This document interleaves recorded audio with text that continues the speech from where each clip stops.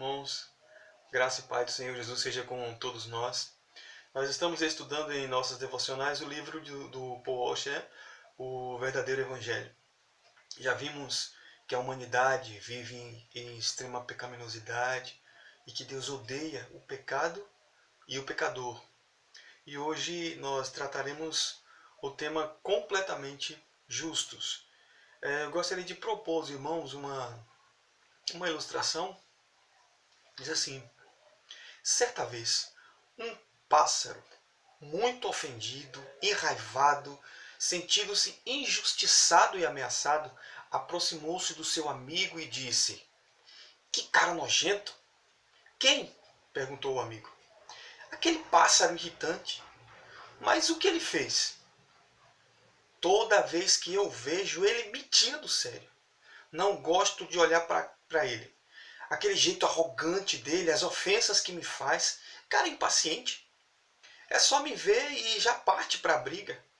Ele se acha, mas tenho certeza de que se trata de um covarde. Sempre foge. Toda vez que eu vejo, me sinto muito mal. "Mas onde está esse sujeito tão ofensor?" perguntou o amigo. "Venha comigo, eu vou te mostrar." Quando chegaram ao lugar onde eles se encontraram, depararam-se com uma janela de vidro que refletia como um espelho. O pássaro não gostava de ver a própria imagem como verdadeiramente é. A palavra de Deus, ela nos mostra como nós realmente somos, e na maioria das vezes nós não gostamos de ver como que nós somos. Nós somos, na verdade, por natureza, odiosos, ofensores. Nós somos pessoas que transgrediram as leis do Senhor. Eu gostaria de propor também algumas perguntas. Hoje nós trataremos do tema completamente justos. Então cabem essas perguntas. A primeira pergunta: como o homem pode ser justo diante de Deus? Como pode entrar o homem em uma relação correta com Deus? Como pode sentir-se em paz, tranquilo e à vontade com Deus? Como pode o homem escapar ao sentimento de alienação e medo na presença de Deus? Romanos 3, 24 diz assim: sendo justificados gratuitamente por sua graça, mediante a redenção que há em Cristo Jesus. Antes, porém, no versículo 23, vai dizer algo que nos assombra, nos assusta, nos incomoda. Porque todos pecaram e destituídos estão da glória de Deus. O ser humano, em qualquer lugar do planeta, ele sabe que há algo errado em sua relação com seu Criador. Por isso ele se agarra em alguma crença religiosa. Nós vemos os mais diversos rituais sendo feitos para agradar, né, ao Deus que eles acreditam, porque eles sabem que fizeram algo errado, que algo está errado em sua relação e eles querem, por suas próprias forças, consertar isso. Aqui, nesse ponto de tentar, com suas próprias mãos, reatar a sua relação com Deus, ter uma relação justa com Deus, o homem encontra um grande problema. Por quê? Porque não consegue. Porque Romanos 3, 23 diz: porque todos pecaram e estão separados, destituídos da glória de Deus. Por seus próprios meios, o homem, pecador, imperfeito, não tem condições de entrar em uma relação justa com Deus. Não vai adiantar ele derramar sangue, ele cumprir os rituais da sua religião à risca, ele seguir a lei. Não vai adiantar. Para uma relação justa com Deus, ele precisará da justificação. Mas o que significa ser justificado? Para os judeus, tratar a um homem mau como se fosse bom indica que essa pessoa ou esse juiz é alguém corrupto. Se um homem se apresentar perante o juiz e esse homem é inocente, então tratá-lo como inocente é absolvê-lo da sua culpa. Mas quanto à relação entre Deus e o homem, o fato é que o homem se apresenta perante Deus, né? E ele é qualquer coisa menos um inocente. Ele é completamente culpado. E, no entanto, Deus, com sua assombrosa misericórdia, trata-o, julga-o e considera-o como se fosse um inocente. O nome disso é justificação. Nós estamos conscientes de nosso pecado, mas não persiste em nós, salvos, remidos, verdadeiramente justificados, o medo. Já não estamos alienados, nós estamos arrependidos e entristecidos, e assim nos aproximamos de Deus, assim como um menino se aproxima de volta para sua mãe. E sabemos que o Deus a quem nos aproximamos, ele é amor. E isso é o que significa justificação pela fé em Cristo Jesus. Significa que estamos em uma justa relação com Deus, porque cremos de todo o nosso coração naquilo que Jesus Cristo disse a respeito de Deus. Ser justificado não significa apenas que Deus me trata como se eu nunca tivesse cometido um pecado. Né? Também não significa que no momento em que você creu em Jesus, Deus fez você uma pessoa perfeitamente justa.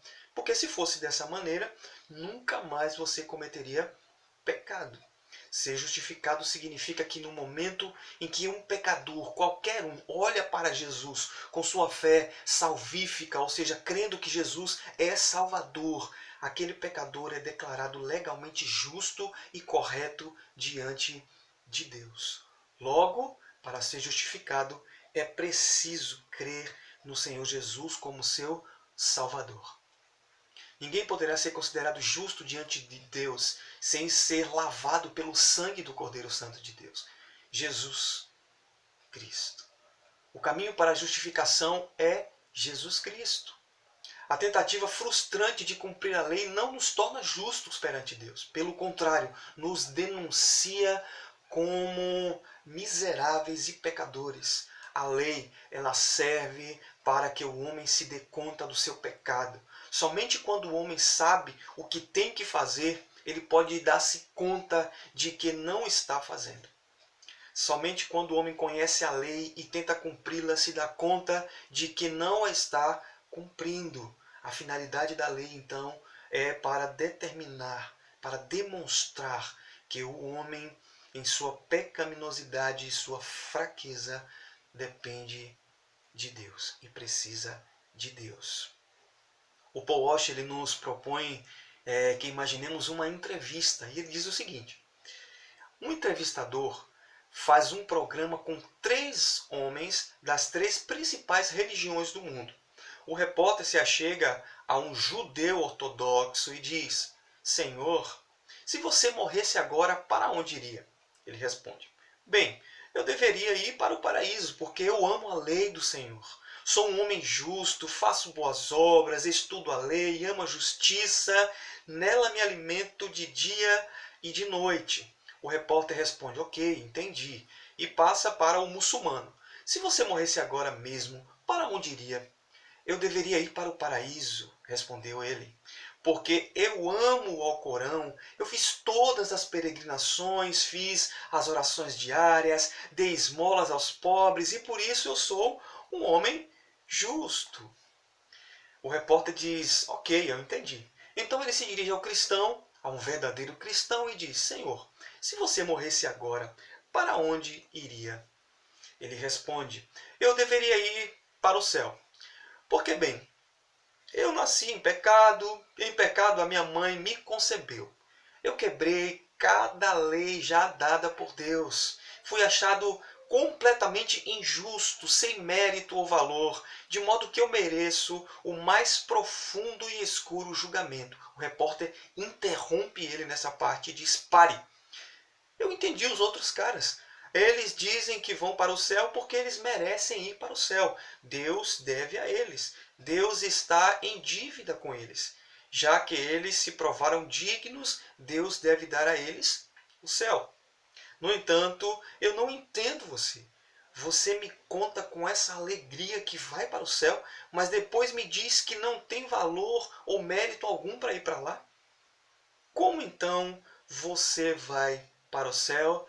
E ele dá um sorriso e responde: Porque eu vou para o céu baseado no mérito de outro, Jesus Cristo, meu Senhor. é no mérito de Jesus. Eu gostaria de propor aos irmãos mais uma ilustração, que é uma canção, na verdade, do Estênio Márcios. O nome é O Sonho, e ele vai dizer assim: sonhei que eu tinha morrido e não lembro direito do que.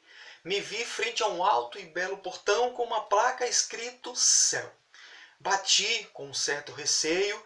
Um anjo saiu para atender e disse: pois não. Eu falei: quero entrar, pois aí é o meu lugar. O anjo me disse: curioso, eu não acho seu nome em nossos registros. Eu disse: procure num livro antigo, escrito antes que houvesse mundo, e ali acharás com a letra do rei o meu nome em tinta vermelha. Alguém entregou para o anjo registros que eu reconheci, compêndio de todas as leis que eu quebrei e os pecados que cometi. O anjo olhava os registros visivelmente assustado e me perguntou: foi assim que viveu? Eu então respondi que sim. Então como é que você tem coragem de vir nessa porta bater? Eu disse: olhe bem no final dessa lista. Você reconhece esta letra? O anjo me disse sorrindo: é verdade. O rei escreveu: perdoado. Nosso histórico diante de Deus, aquilo que está registrado como a nossa prática de vida, não deve ser nada boa, né? Então, pelo nosso mérito, nós não conseguiríamos chegar no céu. Temos essa reconciliação com Deus, sermos justificados diante de Deus. Precisamos de Jesus, do sangue de Jesus. Paulo utiliza 3 metáforas para explicar a justificação através da fé em Cristo Jesus. A primeira que ele usa é a do tribunal, usando a palavra justificação no versículo 24. A segunda é a da escravidão, usando a palavra redenção, também no versículo 24. E a terceira é a do sacrifício, né? Usando a própria palavra sacrifício no versículo 25. A primeira, que é a da justificação, nos dá a compreender que o homem ele está em juízo com Deus, né? O homem é inimigo de Deus e precisa de uma relação justa com Deus. Ele está em apuros diante de Deus. E isso é grave, porque todos pecaram e destituídos estão da glória de Deus. A segunda é a da escravidão. Esta metáfora é para ilustrar a libertação operada através de Jesus Cristo. Ele é o nosso resgatador. Isso quer dizer que o homem estava no poder, nas garras, sob o domínio do pecado e que só Jesus Cristo pode libertar o homem. Deus é justo, mas de algum modo, com essa graça incrível e milagrosa que Jesus veio a nos trazer, ele aceita o pecador não como um criminoso, mas sim como um filho a quem ele ainda ama. Somos então libertos pelo desempenho de Cristo. A terceira é a ilustração que ele traz do sacrifício. É um verbo que tem a ver com aquele contexto do sacrifício judaico, né? Sobre o velho sistema antigo judaico, né? Quando alguém quebrava a lei, levava-se a Deus um sacrifício. Sua finalidade era que o sacrifício fizesse Deus propício e afastasse a ira de Deus. Era necessário que o sacrifício desviasse o castigo que deveria cair sobre o infrator, sobre o pecador. Quando um homem pecava, esse pecado o colocava em uma relação incorreta com Deus, e para poder chegar a uma nova relação justa com Deus, ele oferecia um sacrifício. O sacrifício na cruz do Calvário abriu a porta para que o ser humano transgressor, obtenha uma relação justa com Deus. E somente o sacrifício de Jesus Cristo é capaz de o reconciliar com Deus. Somos perdoados por Deus. E isso significa que aquele sangue naquele madeiro foi o abatimento do Filho de Deus. E essa é a única razão pela qual a imundície do nosso pecado pôde ser lavada.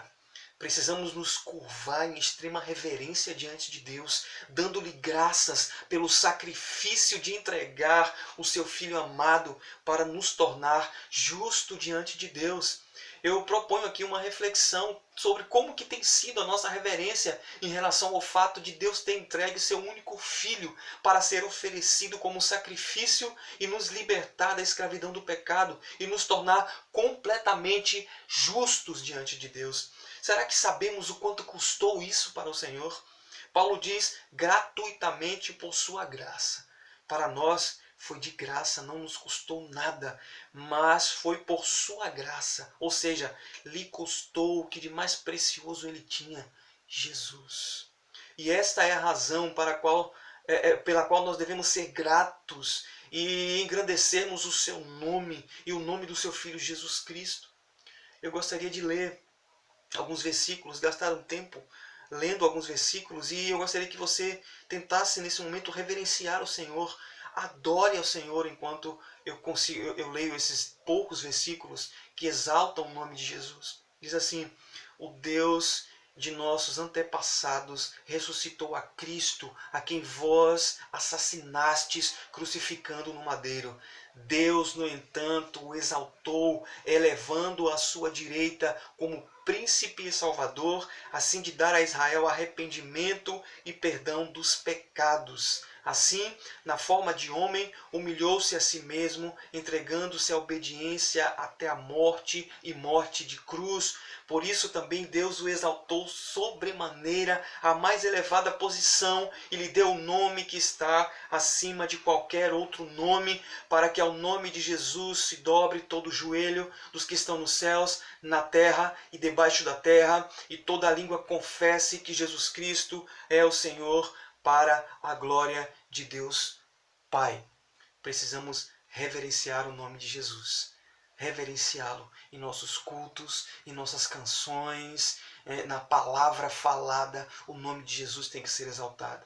Dizemos que a Bíblia é cristocêntrica, porque apontava para Ele como o único que poderia nos tornar completamente justos diante de Deus. Que Deus nos abençoe